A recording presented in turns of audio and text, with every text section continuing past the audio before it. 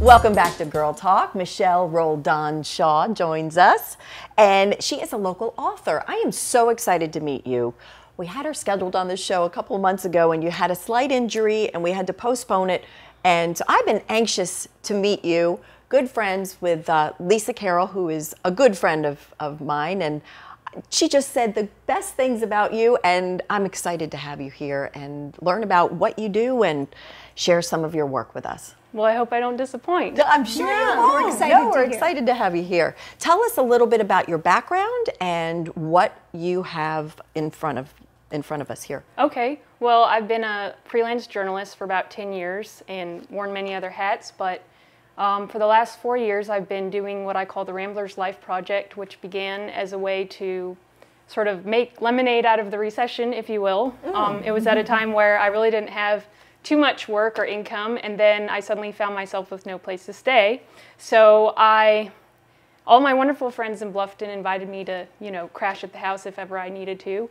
And I started couch surfing and pitching tents in their yards and all that kind of stuff. So yeah, that's what the kids are calling it these days. It was a cool adventure. It was not easy, but it got me on the rambling path, which is definitely where I should be. So I started traveling around the South and having some grand adventures like gem mining in the Smokies, kayaking the Cajun bayous, backpacking the Swamp Fox Trail above Charleston. I got my hair did in the Birmingham hood with some sister girls, and I got my shoes shined in the Memphis ghetto in a barbershop where I really had no business being, and lots of wild adventures, which I've written about in these 2 books.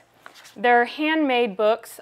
Gorgeous. Thank you. I print the covers and the back covers. These are lino cuts, which means I carve out the designs. Absolutely. And then I print, it's like a giant stamp. And what is the cover made of, actually? Because it's a piece of paper, and then I print it, It has texture, though, I'm noticing. Yeah, because it's a block that you carve it out and you roll ink over it. And gotcha. It's actually 2 blocks, one for the black and one for the green.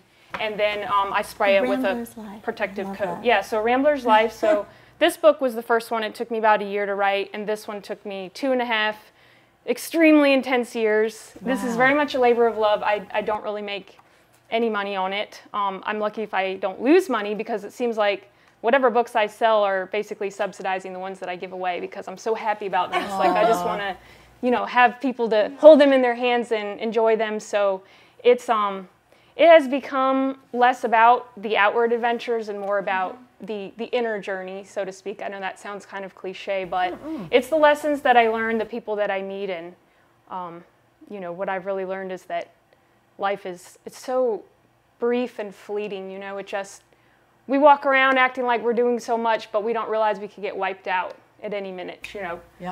Head injuries or otherwise, we can always get wiped out, and so everything that we experience is so transitory and so impermanent that life, for that reason, can be empty if we don't put some meaning into it. And the meaning that I've found is very much service of others, trying to do kind things just in daily life, taking care of your friends when they're sick or they're having a hard time, whatever, making time for people. I have a flexible schedule, so I can always make time for them, and that's so rare nowadays. People are so busy. It's the human connection that we've sort of stepped away from.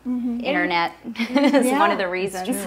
But I've also learned that must be balanced with plenty of time devoted to perfecting oneself, and not in the superficial ways like perfecting your appearance or anything like that. You can do that. It's fine. I'm not knocking it. I'm in a spa right now, so I probably shouldn't knock that. But really, the most important thing to me is trying to cultivate virtues in myself, like wisdom, truth, some of these universal, basic human things that I try to draw forth in my stories, overcoming fear and anxiety and just living a free, simple existence that is beneficial to myself and beneficial to other people. So although these stories are fun, awesome, adventurous, cool, make you laugh, make you grin, get you, stoked up to go out there and live, but beneath that, at a sub-level, are these messages that I try to put forth and themes that I return to over and over that, I hope will enrich people. And as long as I can make them smile, and put a good thought in their head, that's Are they awesome. nonfiction? Or They're absolutely nonfiction. They are. So 100% it's true. first person. Yep. You're writing I about love you it. and your Yes, ma'am. walk. How can our viewers